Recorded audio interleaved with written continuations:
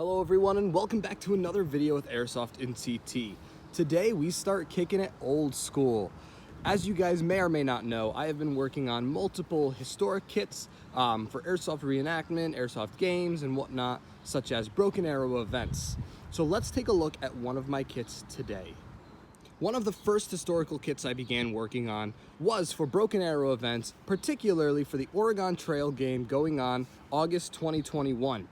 This is my 173rd Airborne Impression kit from 1968 to 1969. Starting with this half of my center seam ERDL poncho that's faded beyond belief, we have a lot of my basic uniform parts. Top to bottom, we start with one of the most iconic pieces of a Vietnam kit, and that is the M1 pot helmet. Mine is completely original with the exception of the helmet band, with a 1969 Mitchell pattern helmet cover, the pot helmet made in 1970, and the liner made around 69 as well. And the other piece of headgear I have is a 1967 dated hot weather cap. I don't really use this one as much, however, it is an option if I so choose to use it. Getting into the uniform, I have an undated jungle top. This one is third pattern in ripstop. It is extremely beat up. It's got an in-country made US Army name tape on it, but that is what I use for reenactment or for the Airsoft games. And it closely matches up with my 1967 dated third pattern jungle fatigues in ripstop. These are in pretty darn decent condition. No holes or tears or anything, contrary to how that one looks. But that's what I use for my jungle bottoms. Continuing on, we have a gas mask pouch, M17. I don't necessarily carry a gas mask, but for 173rd around that time, that was SOP, so I do have that as well. And now for the jungle boots. These are not original. These are actually 1980s dated reproductions made in Korea. They have the Vibram soles, which is one of the main reasons I picked these up.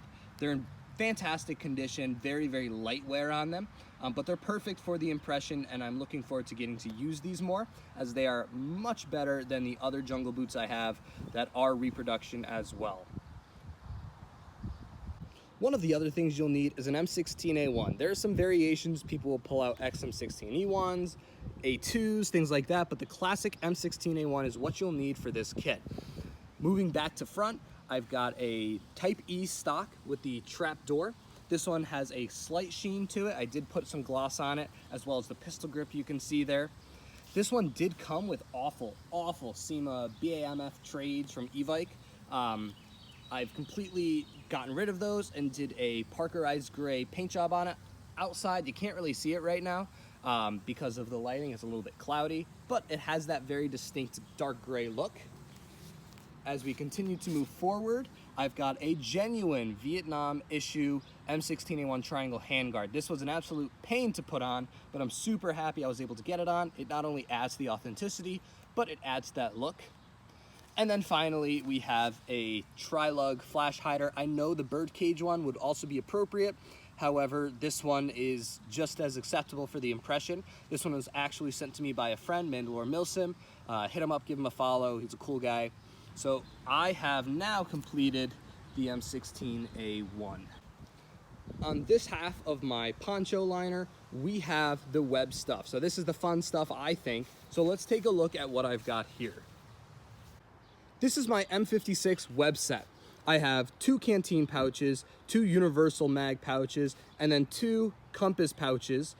And I opted to go without the butt pack because it wasn't as commonly seen, especially in combination with a rucksack.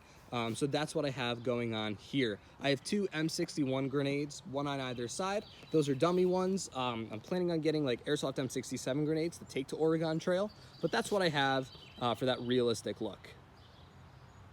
The other method for carrying ammunition is the bandolier. This bandolier is 1973 dated and has a magazine in each of the 7 pockets. And last but certainly not least, probably one of my favorite things in my collection, the lightweight rucksack. The lightweight rucksack has become increasingly difficult to find. I unfortunately paid what I think is a little bit too much for this, but for everything I've got it for, everything I use it for, it's in perfect condition.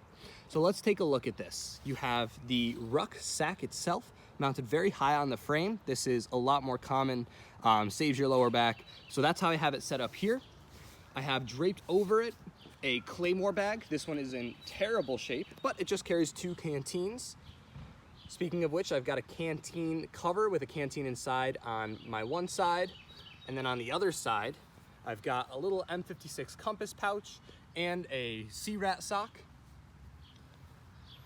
As we continue downwards, I have on a rucksack lower shelf, I've got my poncho, which normally would be neatly wrapped with my poncho liner. However, I needed that for a backdrop, so I took that out. I've got my M56 shovel cover with my World War II shovel in there, 44 dated. I do use that for my World War II kit, so that's kind of double use, I guess you could say. Hopefully I will get one that I can beat up pretty soon. And then finally, hiding behind all of that, I have a 7.62 ammo box that I use to store things that I want to keep dry and safe. Now this rucksack came with every single strap I needed, with 2 exceptions. It came without the proper shoulder straps. The one that the seller gave me were Alice ones. Unfortunately, neither of us noticed, but I replaced them with some of Paratroop 1968's or Chris Brown's on Facebook shoulder straps, reproduction. These are absolutely impeccable, super comfortable. If you follow my Instagram, you know I took these on a very long hike a while back, and no slipping, no wear and tear.